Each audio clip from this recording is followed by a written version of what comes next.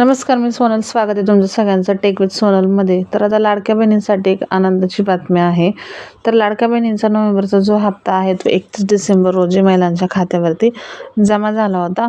परंतु आता डिसेंबरचा हप्ता त्याचबरोबर जानेवारीचा हप्तासुद्धा आता महिलांच्या खात्यावरती लवकरच जमा होणार आहे.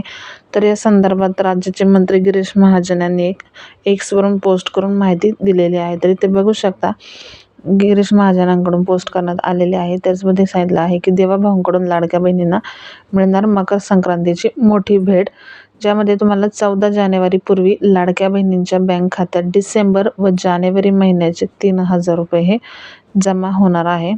तर इथे मंत्र्यांनी स्वतः इथे पोस्ट करून माहिती दिलेली आहे.